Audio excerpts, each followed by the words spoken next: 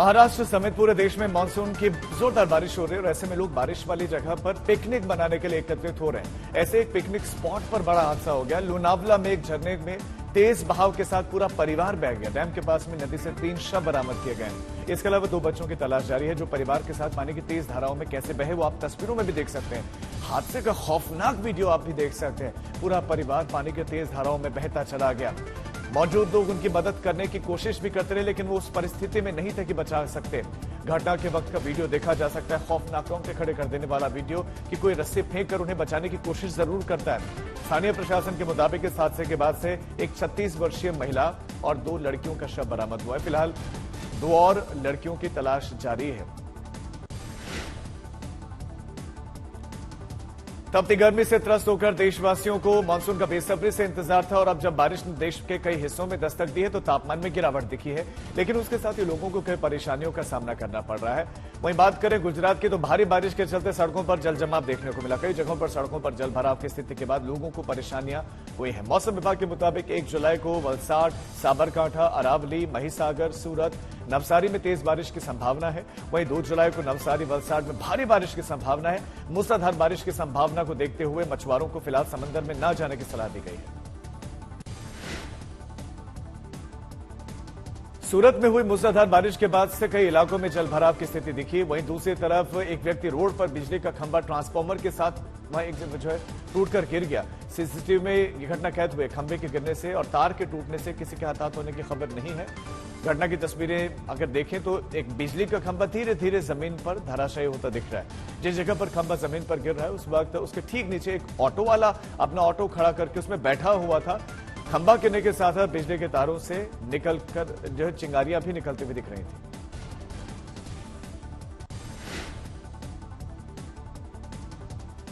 गुजरात के सूरत में जैसे मानसून ने करवट ली, ठीक वैसे ही शहर में बाढ़ जैसे हालात पैदा हो गए और बीते हफ्ते के शनिवार को भारी बारिश के चलते शहर में चारों तरफ पानी और जल भराव दिखा है।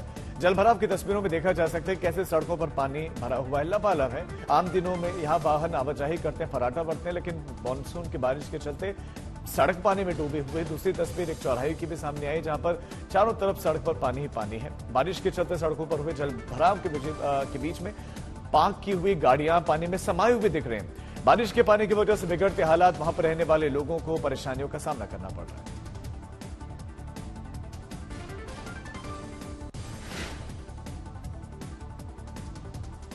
राष्ट्रपति के अभिभाषण के बाद आज दोनों ही सदनों की बैठक फिर से शुरू होने वाली है। 18वें लोकसभा के पहले सत्र के दूसरे हफ्ते में एनडीए सरकार और विपक्ष के बीच में बहस और तीखी नोकझोंक देखने को मिल सकती है। इसमें नीट पेपर लीक विवाद को लेकर अग्निपथ योजना और महंगाई जैसे मुद्दों पर चर्चा होने की संभावना है। सूत्रों के मुताबिक राष्ट्रपति के अभिभाषण पर धन्यवाद प्रस्ताव पर बहस की शुरुआत बीजेपी सांसद अनुराग ठाकुर करेंगे, जिसके बाद से अगली बहस नई दिल्ली लोकसभा सीट से पहली बार सांसद बनी बांसुरी स्वराज बहस करेंगी। वहीं लोकसभा ने धन्यवाद प्रस्ताव पर बहस के लिए 16 घंटे आवंटित किए हैं, जो कि कल यानी कि मंगलवार को पीएम मोदी के जवाब के साथ समाप्त होगा। राज्यसभा सदन में बहस के लिए 21 घंटे आवंटित किए गए, जिसमें पीएम मोदी बुधवार को जवाब दे सकते हैं। वहीं अभी नीट यूजी परीक्षा 2024 में पेपर लीक समेत अन्य प्रतियोगी परीक्षाओं में कथित अनियमितताओं को लेकर देश भर में आक्रोश है। विपक्ष इन मुद्दों को लेकर सरकार की तरफ हमले का रुख कर सकता है।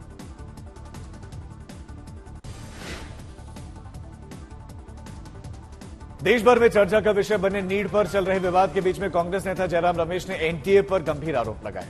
एनटीए पर निजी कंपनियों के माध्यम से परीक्षा कराने का आरोप लगाया गया। कांग्रेस नेता ने केंद्रीय शिक्षा मंत्री धर्मेंद्र प्रधान के इस्तीफे की मांग की और कहा कि यह मुद्दा सिर्फ नीट का नहीं बल्कि शिक्षा मंत्रालय द्वारा संचालित सभी संस्थानों से संबंधित है।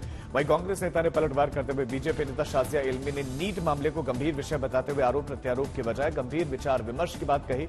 शिक्षा मंत्री धर्मेंद्र प्रधान ने विपक्ष के हमले का बचाव करते हुए शाजिया इल्मी ने कहा कि शिक्षा मंत्री ने इस मुद्दे की नैतिक जिम्मेदारी ली है। न तो बीजेपी और न ही केंद्र सरकार में कोई भी इस मसले पर चर्चा से पीछे हट रहा है। हम इस पर बात करने के लिए और मिलकर समाधान निकालने के लिए तैयार हैं। इंडिया जनबंधन की ओर से वो मांग कर रहे थे कि जो सबसे बड़ा महत्वपूर्ण मुद्दा है आज हमारे देश के युवकों के लिए, उनके भविष्य के लिए, लाखों युवकों के लिए नीट और जो पेपर लीक हो रहा है, नीट नेट पेपर लीक जो हो रहा है, इन सब घोटाले पर तुरंत बहस हो। बस हम यही चाहते थे। पहले बहस हो, 4-5 घंटे का बहस हो, सदस्य अपनी बात रखेंगे, अपनी मांग करेंगे, सरकार जवाब देगी, उसके बाद हम मोशन ऑफ थैंक्स पर चर्चा शुरू करेंगे। उनको बोलने ही नहीं दिया, बार बार खड़े हुए, हाथ उठाए। देखिए, एनडी ब्लॉक का वही घिसा पिटा पुराना राग फिर से शुरू हो गया है। नोटों के पहाड़ मिलते हैं इनके घरों से, लेकिन जब बात आती है करप्शन को नकेल लगाने की या अंकुश लगाने की, इनको बड़ी तकलीफ होती है। अब ये सारी 14 पार्टियां ऑपोजिशन की गई पिछले साल अप्रैल में, और बाकायदा सुप्रीम कोर्ट से ये जजमेंट है और ये वहां से आया है कि आप इम्यूनिटी नहीं ले सकते सिर्फ इस वजह से कि आप विपक्ष में हैं। और सुप्रीम कोर्ट ने जो उनकी बेल को एंटरटेन करने से भी मना किया। ये चीफ जस्टिस द्वारा जो 3 जजों की बेंच थी, उसने ये तय किया है कि इस तरह की बेल को एंटरटेन नहीं किया जा सकता कि सारा विपक्ष इस वजह से ईडी और सीबीआई के खिलाफ आवाज उठा रहा है कि वो विपक्ष में है। नीट पेपर लीक मामले में सीबीआई की टीम ने अपना दायरा फैला दिया है। सीबीआई ने आरोपियों से पूछताछ करने के लिए पटना की एक जेल में वो पहुंचे और सीबीआई ने जेल में 13 लोगों से पूछताछ की। सीबीआई पेपर लीक मामले में सच्चाई जानने के लिए आरोपियों से लगातार पूछताछ कर रही है। हजारीबाग के ओएसिस स्कूल के एहसानुल हक, मनीष प्रकाश, आशुतोष चिंटू और मुकेश को रिमांड पर लेकर एजेंसी पूछताछ कर रहे हैं। अब तक 7 आरोपियों को रिमांड पर लिया गया। सीबीआई कार्यालय में रिमांड पर लिए गए 7 आरोपियों से आमने सामने बिठाकर लगभग ये पूछताछ की गई है। इससे पहले कोर्ट ने सीबीआई को आगे की पूछताछ के लिए आशुतोष और मनीष प्रकाश की रिमांड भी दी थी। सीबीआई ने इन दोनों को बीते दिनों 27 जून 2024 को पटना से गिरफ्तार किया। मनीष प्रकाश पर आरोप लगाया गया था कि उसने आशुतोष के कहने पर रूम की व्यवस्था की थी। इस मामले में सीबीआई बलदेव कुमार और चिंटू और मुकेश कुमार को भी रिमांड पर लेकर पूछताछ कर रही है। नीट मामले को अपने हाथ में लेते ही सीबीआई ने बहुत तेजी के साथ एक्शन लिया है और सबसे बड़ी बात यह कि एक के बाद एक करते यहाँ 4 गिरफ्तारियां अब तक कम से कम की जा चुकी हैं सीबीआई के द्वारा। और सबसे बड़ी बात यह कि जो 2 गिरफ्तारियां चिंटू और मुकेश की गई थी, ये काफी ज्यादा अहम है क्योंकि ये वो कड़ी है जो पटना को देवघर और या आप कहें कि बिहार को झारखंड से जोड़ती है इस पूरे प्रकरण में। सबसे बड़ी बात यह कि इन गिरफ्तारियों के बाद जैसे ही आर्थिक अपराध इकाई ने अपनी एफआईआर दर्ज की और उस पूरे मामले को सीबीआई को सौंप दिया, उसके बाद ही सीबीआई ने अपना एक्शन लेना काफी तेजी से शुरू कर दिया। और आपको ये बताएं कि हजारीबाग से 2 बड़ी अरेस्ट की गई, जिसमें कि ओएसिस स्कूल के प्रिंसिपल और वाइस प्रिंसिपल भी शामिल हैं। और सबसे बड़ी बात ये कि ये वही आदमी है जो कि एनटीए के सिटी कोऑर्डिनेटर भी बताए जा रहे थे। नीट पेपर लीक घोटाला मामले में सीबीआई तेजी से जांच कर रही है और पटना से लेकर हजारीबाग तक गिरफ्तारियां हुई हैं। लेकिन आज हम आपको बताएंगे कि कैसे पटना का पेपर लीक गैंग दूसरे राज्यों तक जड़ें फैलाए हुए था। 2024 ही नहीं, पिछले कुछ सालों से घोटाला चल रहा था। एजेंट लातूर से लेकर दूसरे शहरों में एक्टिव थे, जो कि महाराष्ट्र के बच्चों को पटना या फिर कर्नाटक के शहरों में नीट परीक्षा दिलवाते थे। एनटीए को इस पूरे घोटाले की खबर थी। महाराष्ट्र के नीट काउंसलर लगातार सतर्क कर रहे थे। इन्वेस्टिगेशन में पाया कि ये सब जो बच्चे थे वो नीट दिए हुए थे। उन्होंने 22 में भी एग्जाम दी थी और 22 में जब उन्होंने एग्जाम दी थी वो बहुत ही कम मार्क्स आए थे, बहुत ही लो, यानी कि कोई बच्चों का तो एआईआर रैंक 10 लाख के ऊपर था। 8 लाख, 10 लाख, 15 लाख, इस तरह से उनके 100-150 मार्क्स रहे। हाँ, 100-150 मार्क्स रहे होंगे। और जब उन्होंने दूसरी बार एग्जाम दी और वो बाहर जाके दिए तो उनके जो एआईआर रैंक जो आया है ना, वो 1,500 के बीच में आया।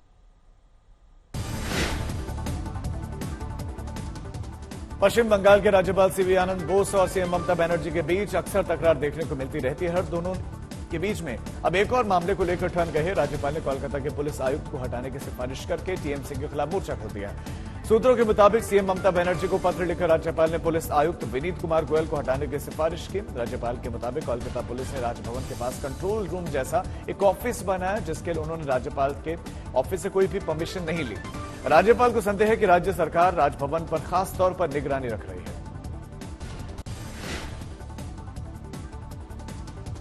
काफी चर्चाओं में रहे दिल्ली शराब नीति मामले और इससे जुड़े हुए मनी लॉन्ड्रिंग के आरोपों वाले कथित घोटाले में गिरफ्तार बीआरएस नेता के कविता की जमानत याचिका पर दिल्ली हाईकोर्ट आज फैसला सुनाएगा।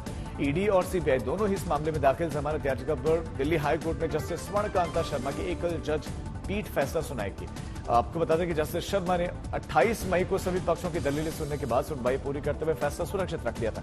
के कविता को आबकारी नीति मामले और से जुड़े हुए मनी लॉन्ड्रिंग में उनकी कथित भूमिका के लिए सबसे पहले ईडी ने गिरफ्तार किया। अदालत के आदेश पर उन्हें तिहाड़ जेल भेजा गया। शराब नीति मामले की जांच कर रही सीबीआई ने उन्हें उस समय गिरफ्तार किया जब वो जेल में थी।